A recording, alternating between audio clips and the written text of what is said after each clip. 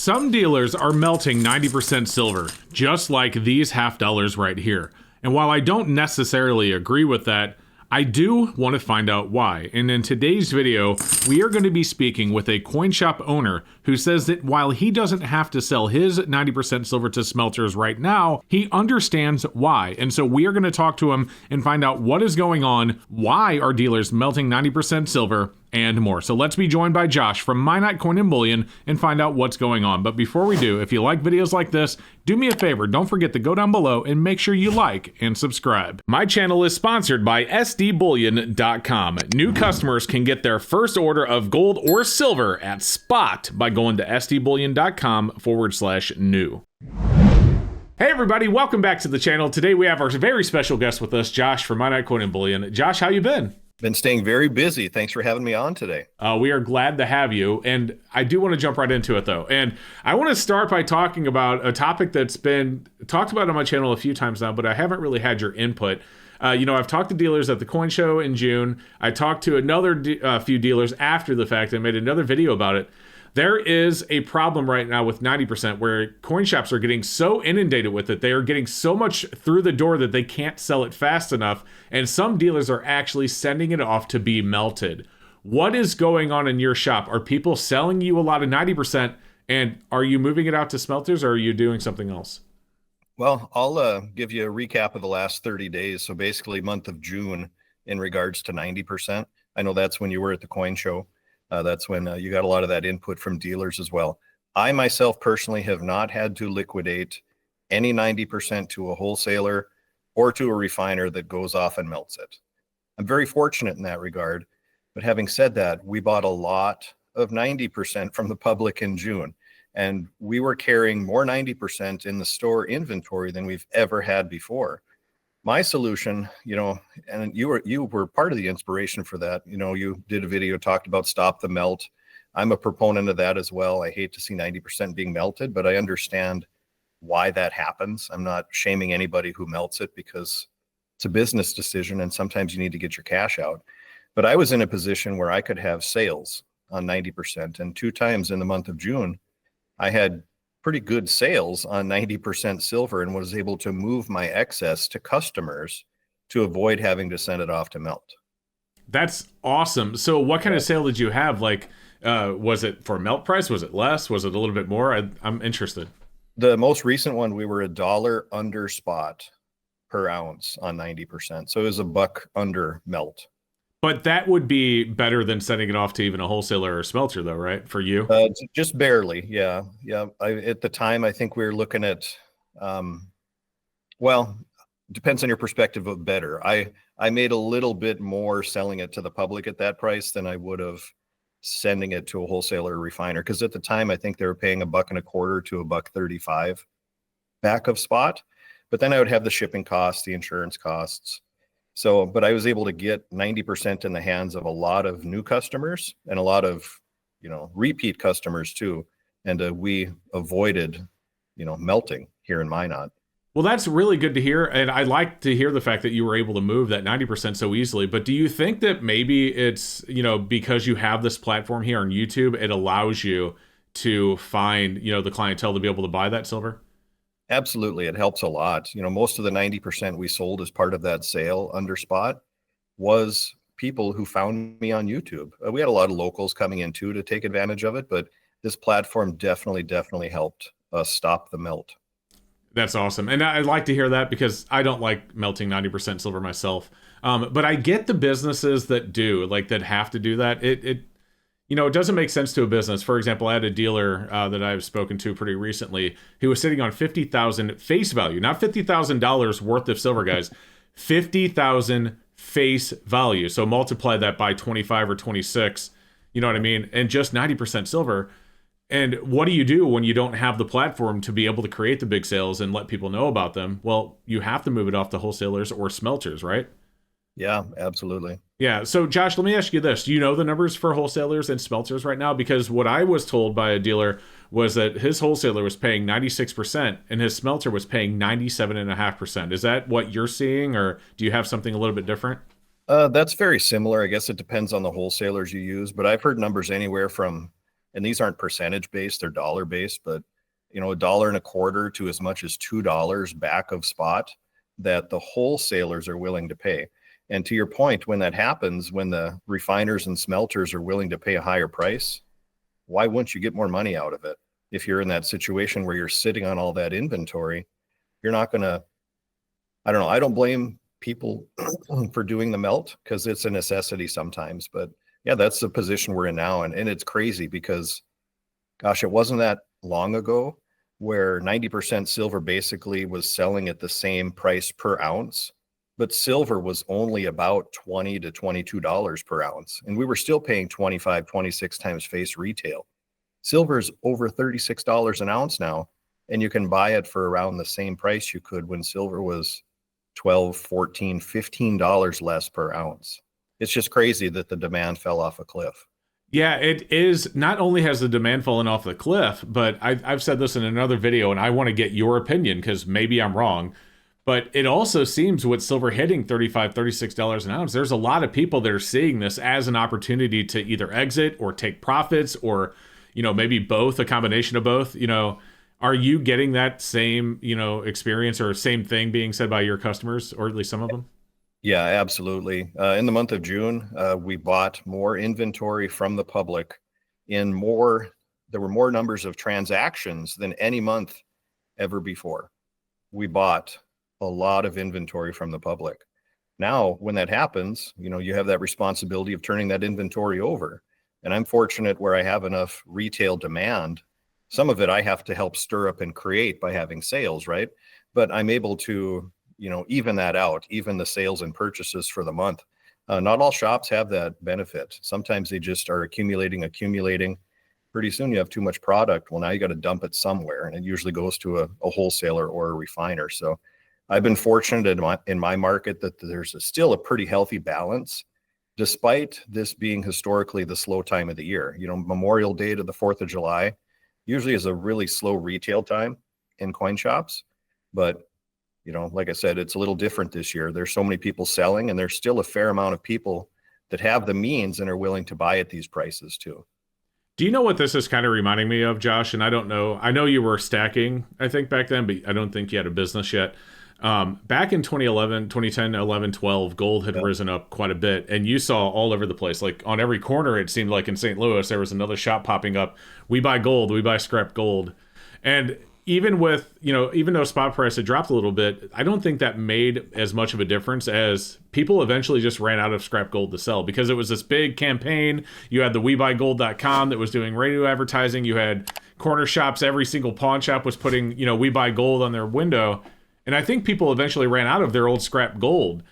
Do you think we might see that with 90% here too? I mean, we can't infinitely have people just selling massive amounts of silver to shops without having, buying some of it too, right?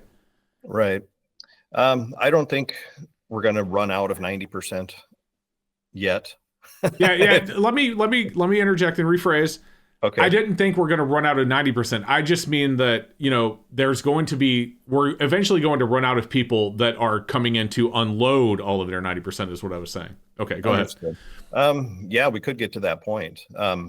Because as you already mentioned, so much of it is going to wholesalers, going to refiners. If it's not getting into the hands of the public at this point, yeah, there's not going to be much that's sold back. And I've already seen a big drop off of 90% that's coming into the store. Early June, I was buying a lot. By mid to late June, I was hardly buying any. And it was at that point where I'm sitting all this and I'm like, boy, we have to have a sale to move some of this stuff because I don't want to melt it. So, there's peaks and valleys, there's waves, based on the demand of the customer wanting to liquidate. Obviously, higher spot price played into that. People were taking profits, some were selling out of hardship. But yeah, we definitely could get to that point where there's just not enough of that coming in from the public to satisfy demand. And when that happens, now you're going to have to buy it on the wholesaler's demand. And now the premiums are going to go way up.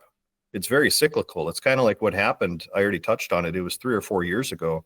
It was around the same time American Silver Eagles were almost $20 over spot. 90% had like a $15 to $18 premium too. Now you can buy it around melt, sometimes below melt. So I don't know. I just think it's a great time to pick some up if you don't already have some. Although the spot price is quite high, but you're buying it at the same price today as you could 4 years ago, and silver's $14 more an ounce.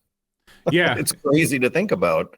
You know, it is actually really crazy to think about that. I've actually touched on it in other videos as well. But if you look at 2023, which I believe is when Silver Eagles, there was a point where they were $20 an ounce over spot. Okay.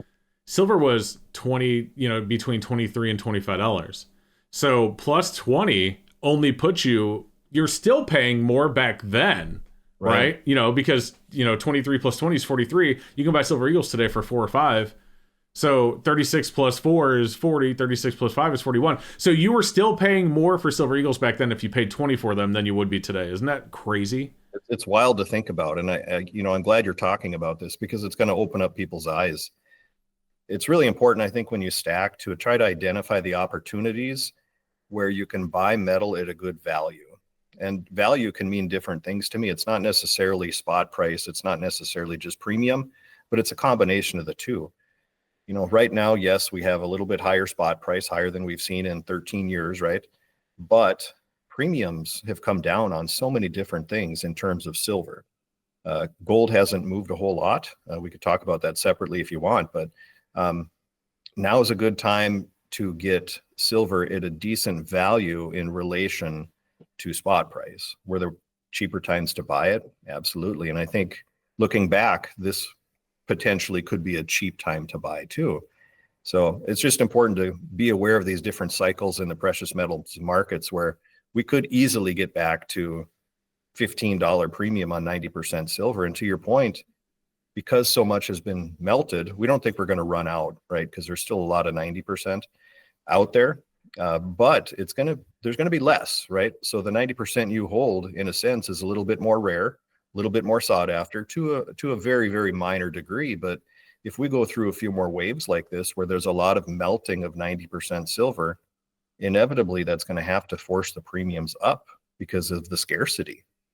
Yeah. So the only question I have is, and I'd love to hear your opinion here, is do you think, at least anytime soon, that we would get another situation where people would be willing to pay premiums like that again? Because back then, I talked about how, when premiums were so high, if I was buying silver, I was buying the lowest premium stuff I could find. I don't think I could ever recommend somebody pay $15 or $20 an ounce over spot. I mean, unless spot's like $3,000 like gold. But, when silver's $30 or $35, I can't recommend, somebody paying 50, 60, 70% over spot. It just doesn't make sense to me. Do you think people would be willing to do that again, at least anytime soon? I hate to say this, but yeah. I mean, there's a lot of people have short attention spans. And not everybody who stacks follows the market on a daily basis. I have, they're not so regular, but occasional customers that come in and, I maybe haven't seen them in 3 or 4 months. Oh, where's silver at today? I haven't looked at it in a few months. And they own precious metal. And, they have no idea where the price is at. I could have told them it's $50 an ounce. I could have told them it was $20 an ounce. They would have been, oh, okay. I think people's attention spans are short. I think if we get, the FOMO kicking in again, let's say we have another price spike. Let's say we start pushing an all-time high of $50 an ounce. That necessarily wouldn't increase premiums, but let's just say the situation was where premiums were high and you had to pay around $60 an ounce to acquire silver. There's going to be buyers. I think there's going to be buyers and sellers at all prices.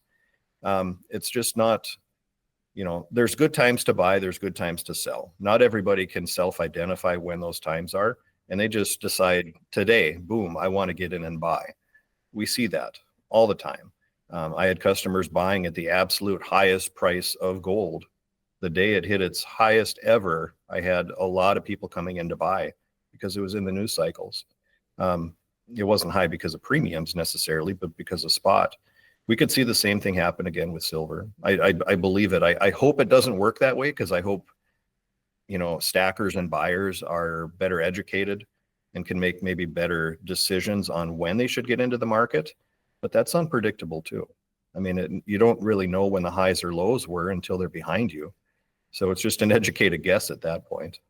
You made a very valid point about news cycle, and I know we've talked about it before, but I mean, if silver did hit like a nominal all-time high, $50 an ounce, I could see, silver being talked about in the news cycles, and I could see a drive in demand as a result. And that's unfortunate because those people could just buy today. You know what I mean?